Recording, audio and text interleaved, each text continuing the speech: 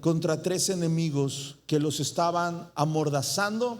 Estos enemigos los tenían amordazados, los tenían atados de manos y los tenían atados de pie. No habían logrado conquistar su corazón, no habían logrado derrotar su fe, no habían enfriado el amor en ellos, pero ellos estaban luchando con tres enemigos. Y el pastor de esta congregación, Epafras, por si alguien anda buscando nombre para su hijo o para su nieto, bueno, le puedes poner Epafras, ¿no? Ya hay muchos Brian, ya hay muchos Kevin. ¿Cuántos Epafras conoces?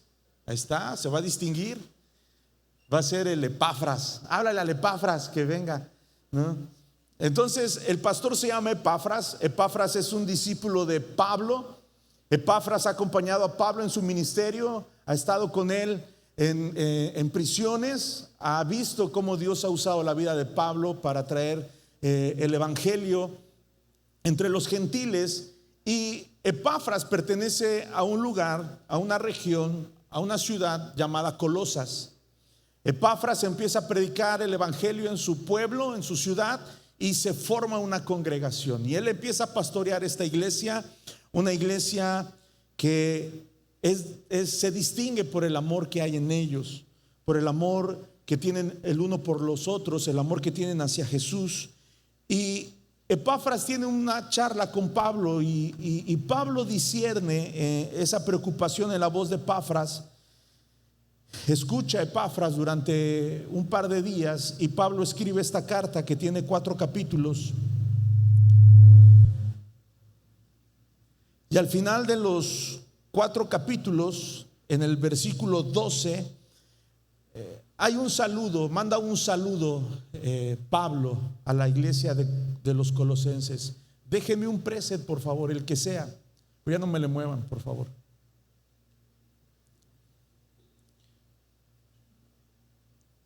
Os saluda Epafras, el cual es uno de vosotros, siervo de Cristo, siempre rogando encarecidamente por vosotros en sus oraciones, para que estéis firmes, perfectos y completos en todo lo que Dios quiere. ¿Me van a poder seguir con los versículos?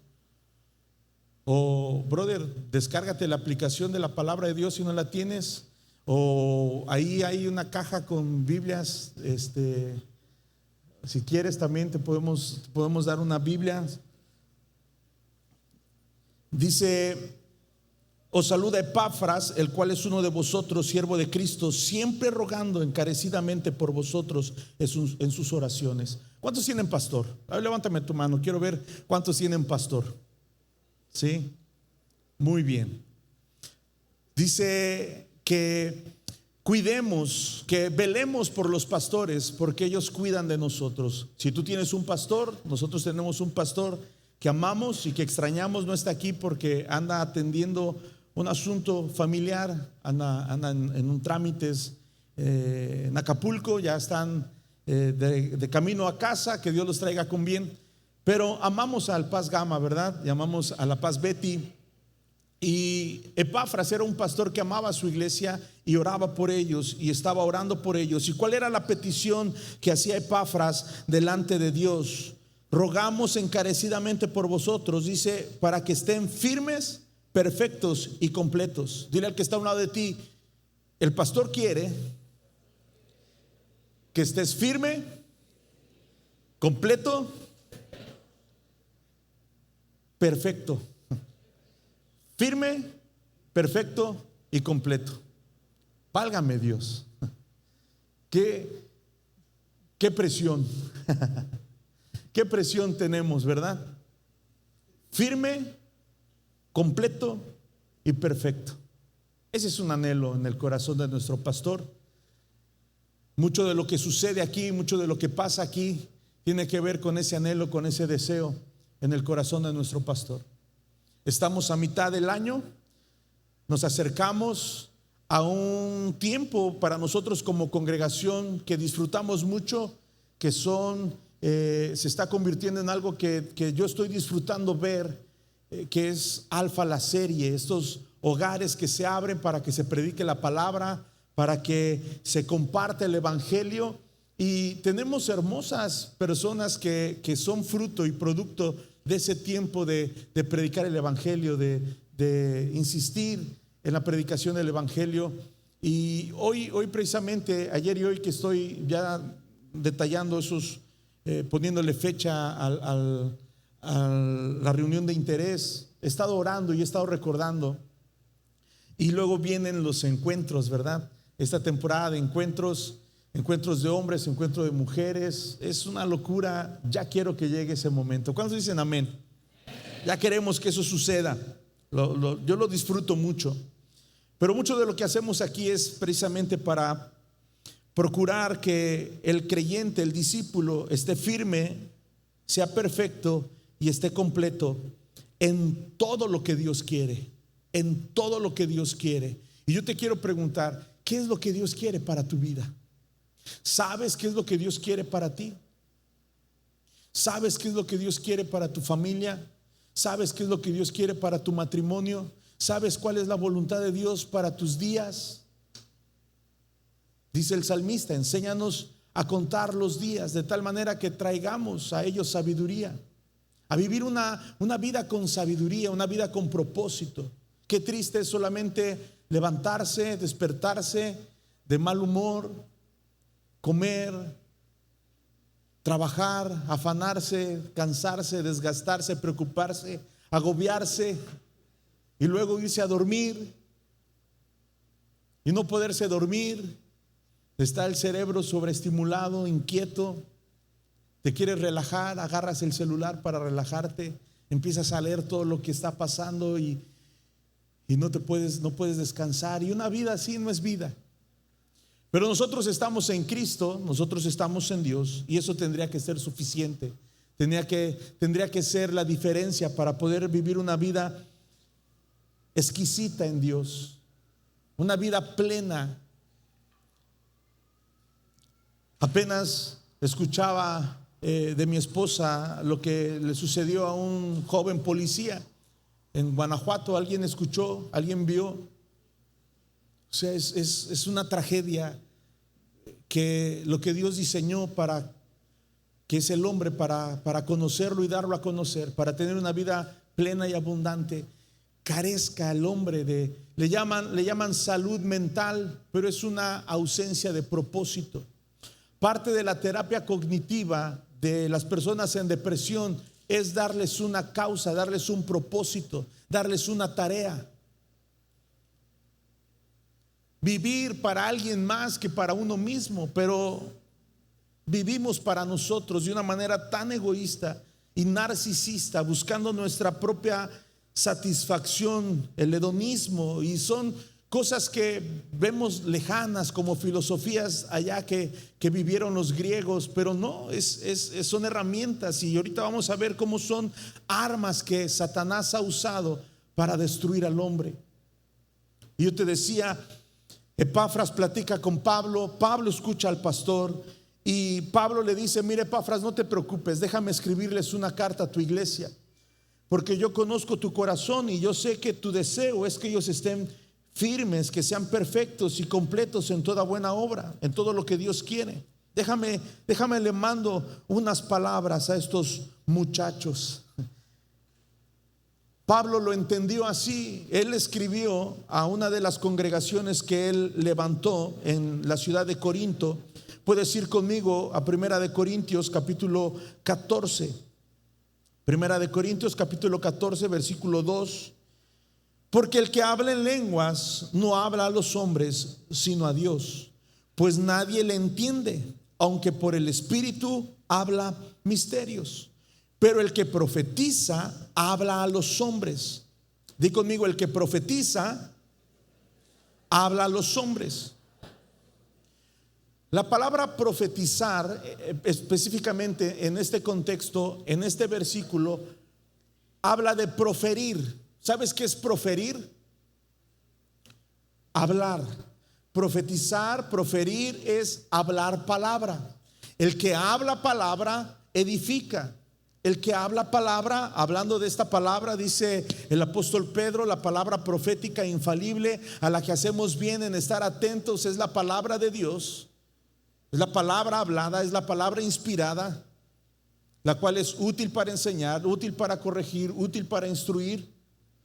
Es esta palabra que Él nos ha dado para que en ella tengamos vida, porque dice Juan 6:63, ocuparse de la carne para poco aprovecha, pero las palabras que yo les he hablado, las palabras que yo les he dado son espíritu y son vida. Y el apóstol Pablo dice que es bueno profetizar, es bueno hablar palabra a los hombres, porque esta palabra, dice 1 Corintios 14:3, pero el que profetiza habla a los hombres para edificación, exhortación y consolación. Ayúdame a repetirlo para que se quede guardado no solamente en tu memoria, en tu consciente, sino ayúdame a que tu alma lo escuche atentamente. La palabra profética, la palabra proferida, la palabra hablada tiene el poder para edificarme, para exhortarme y para consolarme. El que habla, dice el verso 4, el que habla en lengua extraña a sí mismo se edifica. Una vez más lo dice, pero el que profetiza edifica a la iglesia. ¿Sabes qué es lo que está haciendo Pablo a través de esta carta a la iglesia de los Colosenses? Les está profetizando. Cuando ellos escucharon la palabra que fue escrita y ellos oyeron la palabra, ellos expusieron a la palabra, esas palabras proferidas, esas palabras profetizadas, al que las escucha, al que las oye, al que las recibe, reciben esta bendición, son edificados, son exhortados y son consolados. Quiero decirte, amada iglesia, usando estos dos pasajes, el de Colosenses 4:12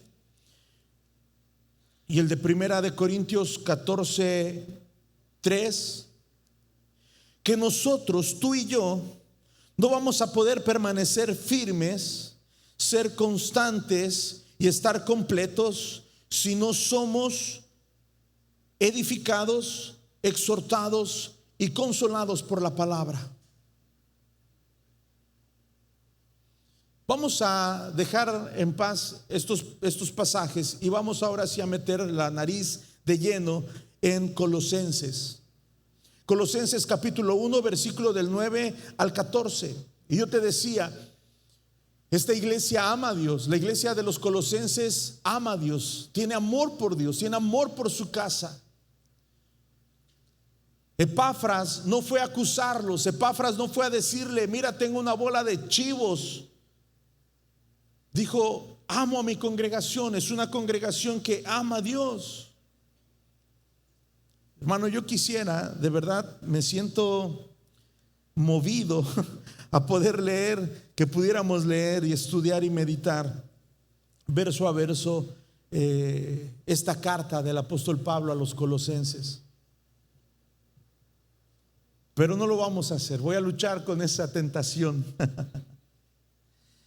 Pero es hermosa cada palabra que este anciano, el apóstol Pablo, como un padre espiritual de Epafras, escribe. Y yo no sé si tú has conversado con tu pastor, si tú has hablado con un pastor, si tú has hablado con tu pastor, pero dejar que Dios lo use para traer consuelo, para traer exhortación, para traer edificación a tu vida, es algo hermoso. De verdad, si tú no lo has experimentado, tienes que vivirlo.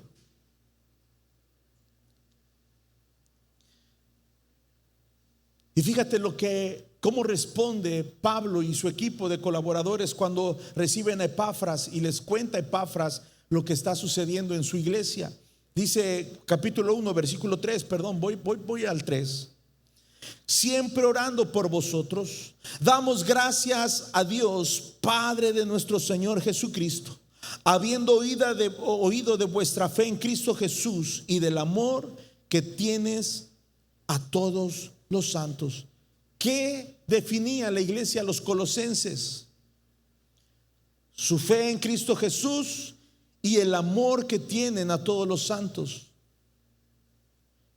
Dice el verso 7: como lo habéis aprendido de Epafras, nuestro consiervo amado, que es un fiel ministro de Cristo para vosotros.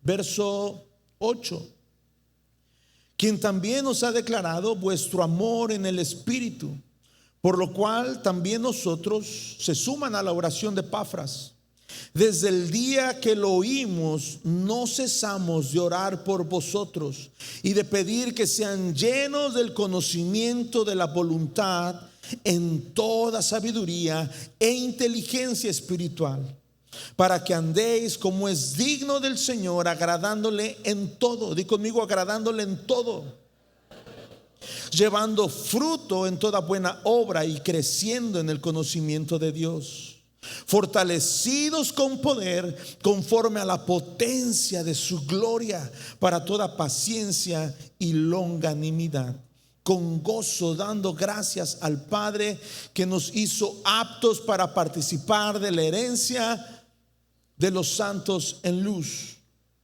Hay un anhelo, hay un deseo que se expresa aquí, que yo sé que el Espíritu Santo inspiró a Pablo para que tú y yo lo pudiéramos leer y pudiéramos entender que es un deseo y es un anhelo en el corazón de nuestro Padre Celestial, de nuestro pastor, del buen pastor que es Jesucristo. Y dice el verso 10: para que anden como es digno del Señor, agradándole en todo, no solamente en tu manera de vestir, no solamente en tu manera de hablar, sino también en la forma en que amas a tu esposa, en la manera en que provees para tus hijos y cuidas de ellos, en la manera que caminas por esta sociedad, en la manera que vives de una forma digna, que das testimonio del evangelio y de la esperanza que tienes.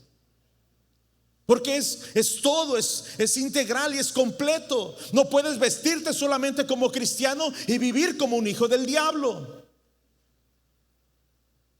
No puedes traer falda larga y manga larga y la lengua larga también. Para que anden como es digno del Señor en todo. Y luego Pablo se avienta una palabra ahí que tienes que sacar el diccionario para entenderla: longanimidad. ¿Alguien sabe qué es longanimidad? Yo dije, ¿qué? ¿Qué me quiere dar Dios? ¿Qué? Fortalecidos con poder. Mira, hermano, tú puedes esforzarte y puedes de verdad hacer tu mejor esfuerzo y puedes hacer tu mejor intento y querer vivir una vida digna, recta, de buen testimonio en tus fuerzas, pero vas a tronar. Y vas a tronar a tu familia y vas a tronar a todos los que te conocen. Y estos tres enemigos que yo quisiera que pudieras imaginarte conmigo, una imagen que tengo muy presente y se me eriza la piel. No quiero ponerte una carga, de verdad que no es mi intención, pero yo veo esta iglesia de los colosenses que no puede avanzar, no puede ir a más, porque está amordazada. Si sabes lo que es una mordaza, no puede hablar. Porque está maniatada, está atada de las manos, no puede trabajar, no puede operar, no puede hacer nada. Y está atada de los pies, no puede caminar. Es lo que discierne el apóstol Pablo cuando escucha a Epafras platicar de su congregación por lo que estaba sucediendo. Y estos tres enemigos, o estas tres herramientas que usa Satanás para neutralizar la efectividad del amor en Cristo y del amor de Cristo y del amor unos por otros y de su fe en Jesucristo, estas tres herramientas que usa Satanás para amordazar a la iglesia de los colosenses y atar sus manos y atar sus pies, te las quiero decir. Es lo que los teólogos modernos han definido como el error de Colosas, y es el misticismo pagano, la filosofía griega y el legalismo judío. Esos son los tres enemigos con los que Pablo tiene que pelear. Esos son los tres enemigos a los que Pablo les canta el tiro y se levanta contra ellos. Y son tres enemigos que, a pesar de que la iglesia ha crecido, ha cambiado, a pesar de que han pasado los años, el enemigo sigue usando porque son efectivos. Y es mi oración que tú seas perfecto, que seas completo, que alcances a hacer la voluntad de Dios y a vivir en toda su plenitud. Es mi oración junto con el pastor que tú puedas vivir una vida plena, una vida abundante, una vida libre en Cristo Jesús. Es lo que el Espíritu Santo hace rato nos ministraba y nos llevaba a aspirar, a anhelar esa libertad, a anhelar ese estado de victoria en Cristo Jesús.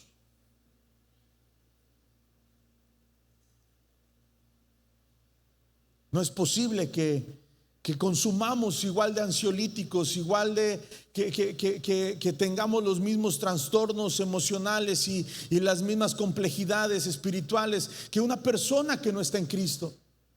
¿Por qué? Porque sufrimos igual que como si no lo tuviéramos a Él. Y es porque le hemos dado esta autoridad al misticismo pagano, a la filosofía griega y al legalismo judío. Y tú me vas a decir: no, Jera, mira, no te azotes, tranquilo, relájate, no te estreses. Te oigo así como que preocupado, te oigo como que estás angustiado. Sí, hermano, de verdad he de decir que me carga el corazón ver cómo algunos cristianos viven con tanta apatía y con tanta indiferencia y experimentando derrota tras derrota, tras derrota, tras derrota en su vida espiritual, en su vida emocional, en su vida relacional, fracasos matrimoniales.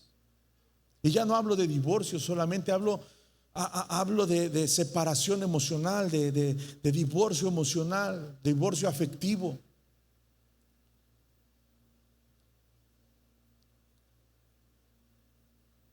Santiago 4:7 nos dice: sométanse pues a Dios, resistid al diablo y el diablo irá de vosotros.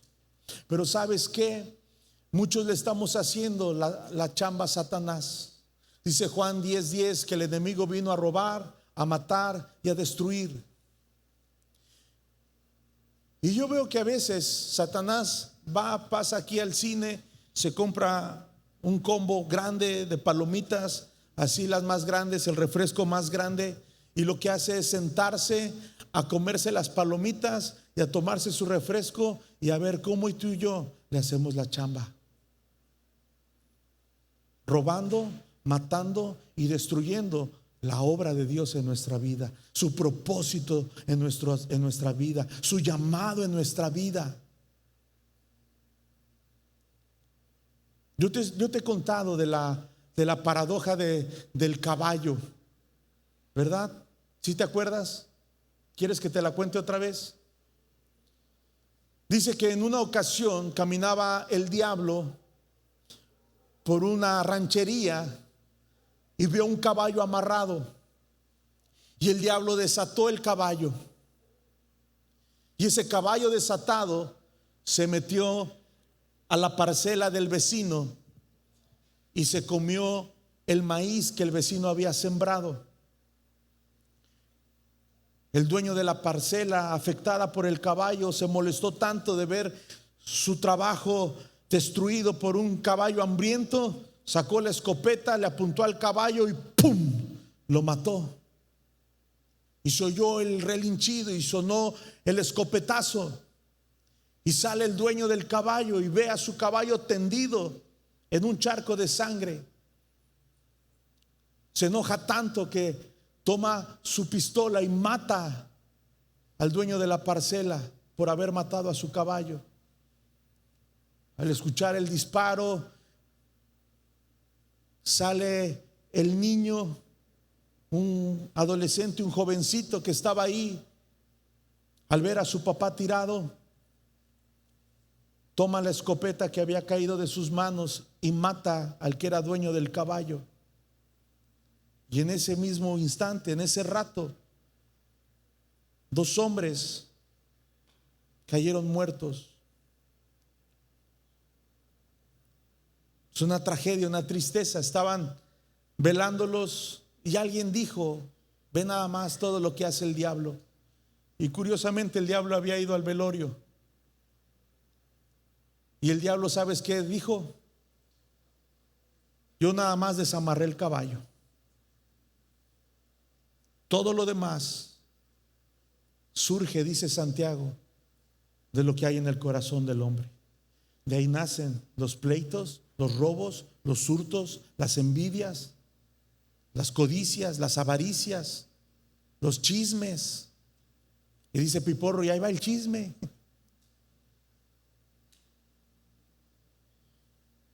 Someteos pues a Dios. Pero decidimos abiertamente no obedecerlo. Resistir al diablo no lo hacemos, compadre.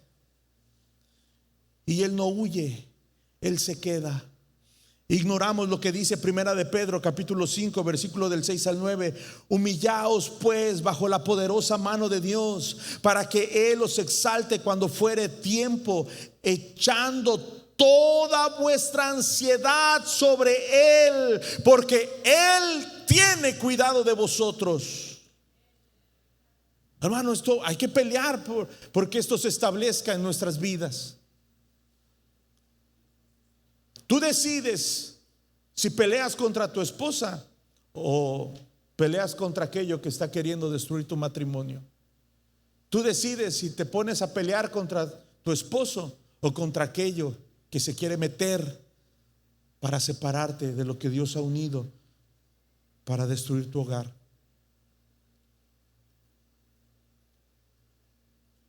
Ya no te dije qué significa longanimidad, ¿verdad? Ahorita voy para allá. Echando toda vuestra ansiedad sobre Él, sobre Jesús, porque Él tiene cuidado de vosotros. Porque yo sé los pensamientos que tengo acerca de vosotros, dice el Señor, pensamientos de bien y no de mal, a fin de darles una esperanza gloriosa. ¿Qué dice Isaías 55? Esto que te estoy diciendo viene ahí. ¿Por qué gastan su dinero en lo que no es pan y su trabajo en lo que no sacia? Nos angustiamos, nos afanamos, nos preocupamos y nos llenamos de ansiedad. Eso es inevitable, es inherente al corazón del hombre. Por eso nos dice, pongan en Él, echando toda su ansiedad sobre Él, porque Él tiene cuidado de nosotros. Sed sobrios y velad, porque vuestro adversario el diablo, como león rugiente, anda alrededor buscando a quien devorar. Al cual resistid firmes en la fe, sabiendo que los mismos padecimientos se van cumpliendo en vuestros hermanos por todo el mundo. ¿Sabes qué significa longanimidad? Es la capacidad de tener la madurez para soportar pruebas sin perder la calma ni rendirse. Es saber esperar pacientemente aunque se concreten metas a largo plazo. Es decir, la longanimidad es la capacidad de resistir.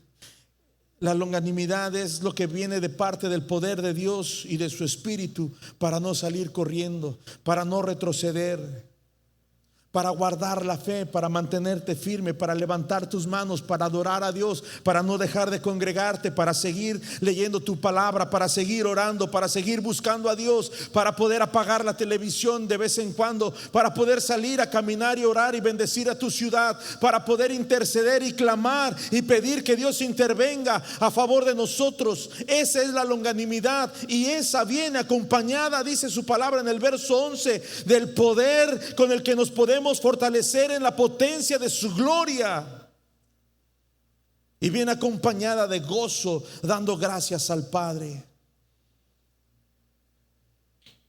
Pero nosotros nos enojamos y no suceden las cosas que queremos cuando queremos, en el momento en que las pedimos. No somos maduros para poder resistir firmes en la fe. Somos inmaduros para tirarnos al suelo y hacer berrinches cuando Dios nos dice que no. Ay, pero es que está bien guapo. Ay, pero es que está bien bonita. Y nos enojamos. O te vas con tu príncipe Shrek, o con tu Fiona.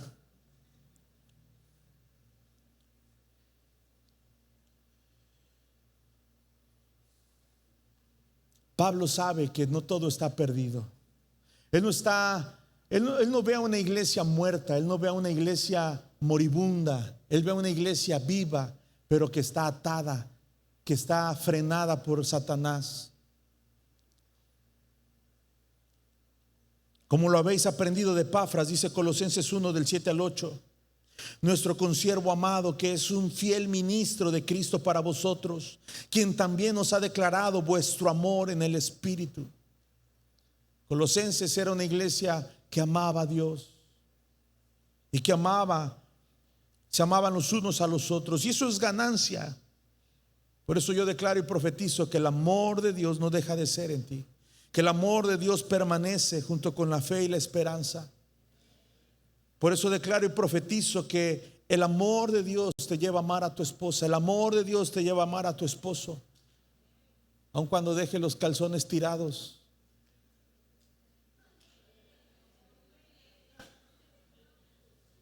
Yo declaro y profetizo que el amor de Dios te lleva a amar a tu esposa, aun cuando no te quiera hacer un pozole verde.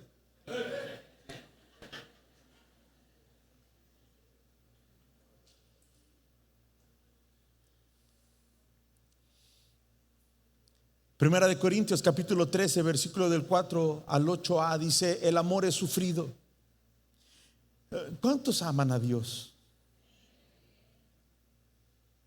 ¿Cuántos aman a Dios? ¿Cuántos aman a la iglesia?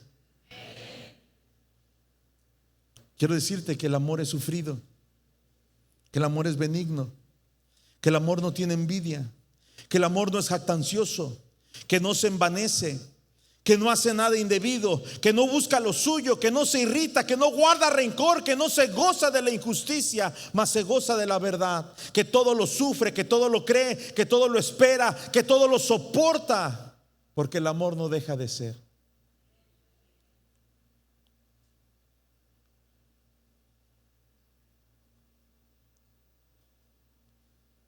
Los ataques del enemigo, los problemas a vencer, las filosofías humanas y el misticismo.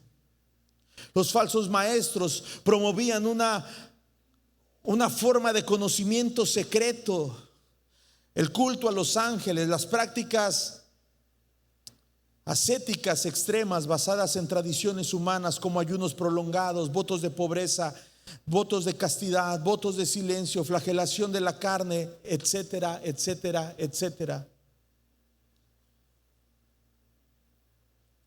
Ay, hermano, pero eso ya pasó, eso ya fue. ¿Qué cosas hemos incorporado hoy a nuestro sistema de creencia que nos están definiendo, que están definiendo nuestra conducta como discípulos de Cristo? Yo cada vez veo más publicaciones, escucho más predicaciones, veo más posts en estados de WhatsApp, de Facebook, de Instagram, de cristianos que promueven doctrinas de humanismo, de misticismo, de machismo o feminismo o de ideologías progresistas, y le dan ahí una embarradita por fuera de religiosidad. Mi cuerpo, mi decisión. Hicieron una encuesta hace un par de meses en Estados Unidos dentro de la iglesia evangélica protestante, y la gran mayoría están a favor del aborto.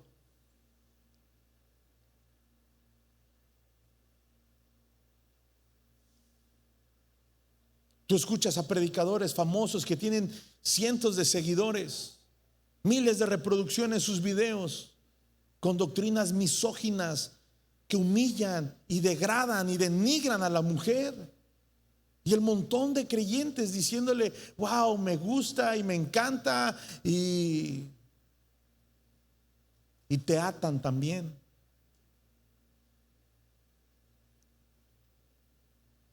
Los amuletos cristianos.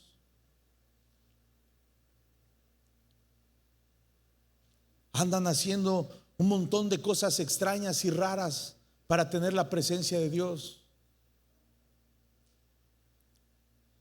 ¿Y cuál es el camino para ver el rostro de Dios?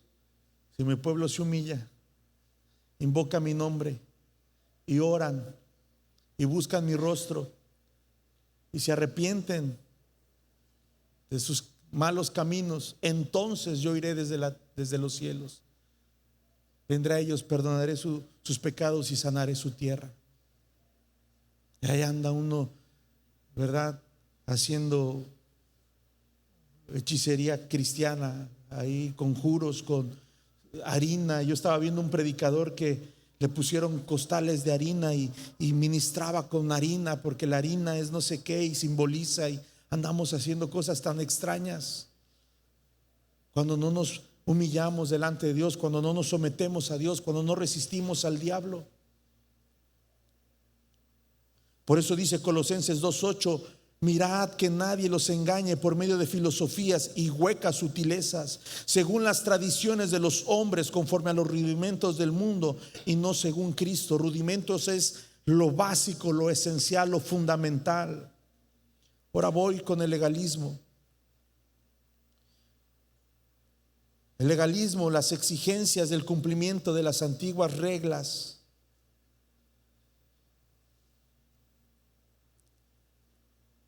Voy a decir algo aquí. El legalismo produce religiosidad. El legalismo le roba al creyente la oportunidad de ser enseñado por el Espíritu Santo, de ser formado por Cristo como su discípulo. El legalismo te roba la dicha de ser instruido por la palabra de Dios. El legalismo abre puertas a la hipocresía y a la mentira, al ocultismo y a las obras perversas de las tinieblas. El legalismo es la antesala de la perversión. Por eso Jesús llamó a los legalistas sepulcros blanqueados, decorosos por fuera, pero por dentro llenos de mortandad. No es de asombrarse que dentro de las corrientes evangélicas, con más legalismo, con más privación, con más ocultismo, con más ocultar las cosas, haya tantos escándalos de abuso, de perversión, de perversidad. Porque lo que se quiere simular por fuera, lo que se quiere aparentar por fuera, le da lugar a que se esconda la podredumbre por dentro.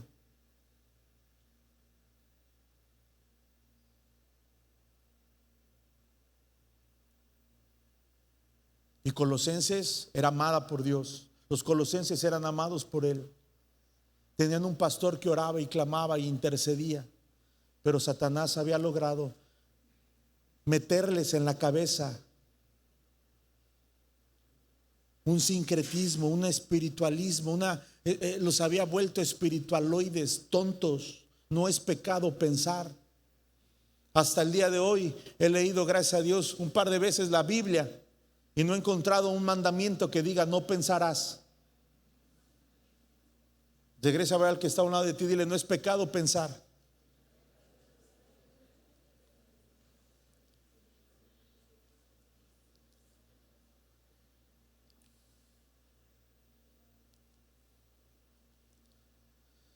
Por tanto, nadie los juzgue en comida o bebida, o en cuanto al día de fiesta, luna nueva o día de reposo, dice el apóstol Pablo a los colosenses.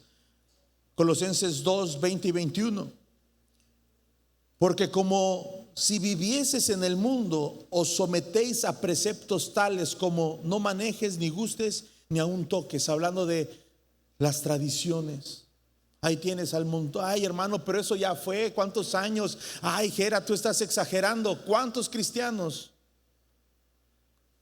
no están preparando ahorita ya sus disfraces para Halloween? ¿Cuántos no van a hacer su altarcito para los que vengan a visitarlos? Ojalá y fuera tu familiar el que te venga a visitar. Pero abriendo las puertas que abres, quién sabe qué Chucky te va a venir a comer tu mole, tu pozole. Mejor tráetelo, aquí hacemos pues sí, a los vivos. ¿Sabe qué dice la palabra? El vivo al gozo. No dice la palabra, ¿no? Perdón, se me cruzaron los cables. Ya ven cómo el sincretismo, la filosofía del mundo invade nuestra mente. El muerto al pozo y el vivo al gozo, aleluya.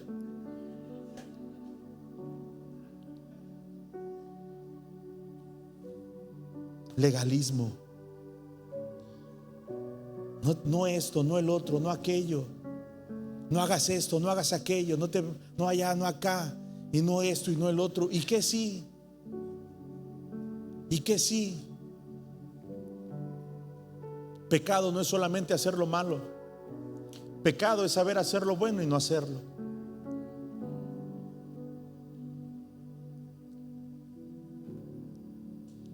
El otro enemigo a vencer era el sincretismo. Intentaban rebajar a Cristo al nivel de un simple espíritu benéfico, quitándole el lugar central como Salvador y Señor. Hoy lo mismo le pedimos a Diosito, que a un ojo de venado, que a una imagen de un santito, que al universo, que a la vida. Nos da igual pedirle a Dios que haga algo o que nos echen una limpia o que nos amarren una pulserita para la buena suerte.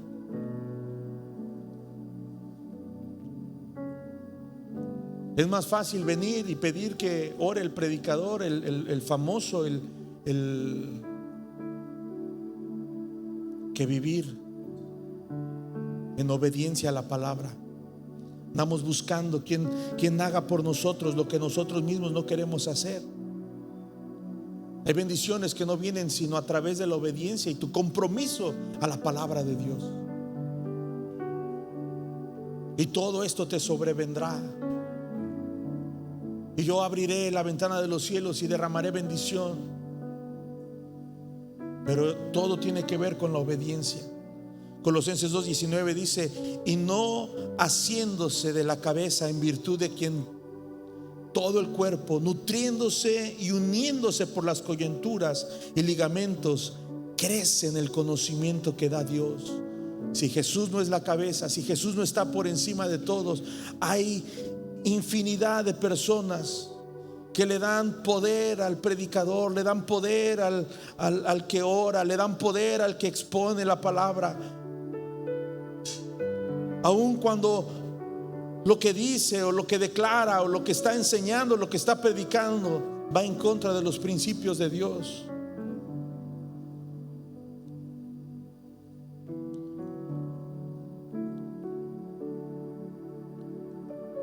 Leonard Ravenhill dijo: la iglesia de hoy quiere ser arrebatada sin haber tenido nunca un dolor de parto, y quieren la corona de vida sin haber llevado nunca una cruz en su espalda.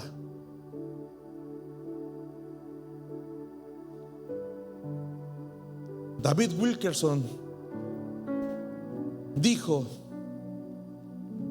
si se está predicando un evangelio que no exige arrepentimiento, un evangelio que ofrece una cruz barata y sin dolor, y un Cristo que es un sirviente de nuestros deseos en lugar de ser nuestro Señor, ahí no está Dios.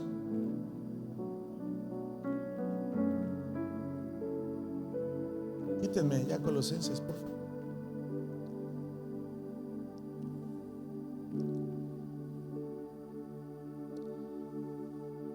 Pablo dice cuál es la solución para romper estas ligaduras y ser libres.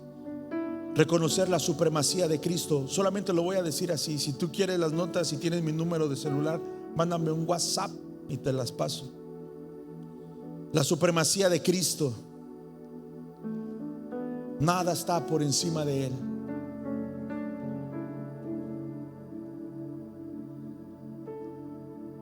Parece mentira, pero cuando leemos las escrituras, aún hasta el ángel que confrontó a Satanás le dijo: que el Señor te reprenda, sabiendo que Él está por encima de todo, porque a Él se le entregó la autoridad y se le dio poder. Nada está por encima de Cristo.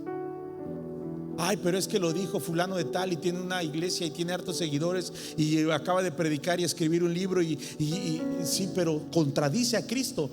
No lo sigas. Nada está por encima de Cristo. Él es la imagen del Dios invisible. Él es el primogénito de toda creación, porque por Él fueron creadas todas las cosas, y todo fue creado por medio de Él y para Él. Él es antes de todas las cosas, y todas las cosas en Él subsisten. Él es la cabeza del cuerpo, que es la iglesia, para que todo tenga la preeminencia. Porque en Él habita, dice Colosenses 2:9, corporalmente toda la plenitud de la deidad. ¿Quieres tener plenitud de Dios? Conoce a Cristo. Conoce a Cristo. Hazte amigo de Cristo. Hazte un discípulo de Cristo. Tenía una charla ayer, antier, con el Paz Gama, con nuestro pastor. Compartíamos un poco de tristeza de una publicación, unos comentarios, y decía el Paz Gama: qué triste es ver que para muchos es preferible tener un equipo de servidores que de discípulos de Cristo. Es más fácil hacer servidores que discípulos de Cristo, porque para que haya discípulos tiene que haber Cristos, tiene que haber ungidos. Pablo decía: sed imitadores de mí como yo lo soy de Cristo. Y hoy en día los que algunos se paran en las plataformas dicen: a mí no me veas, no, a mí no me veas, pon tus ojos en Jesús. Sí, amén, pero tú llévame a donde está. Quiero caminar por ese camino, quiero caminar por ese sendero. Jesús les dijo: yo soy. No, yo no creo. Jesús les dijo: aquí están las heridas, aquí están las marcas. Pablo lo dice en Gálatas 6: de aquí en adelante nadie me cause molestias, porque llevo en mi cuerpo las marcas de mi Señor Jesucristo.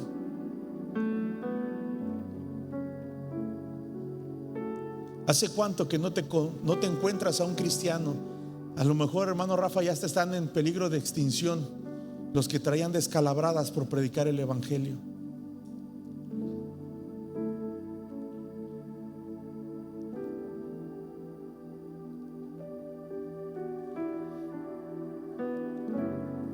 Ese fue el tiempo.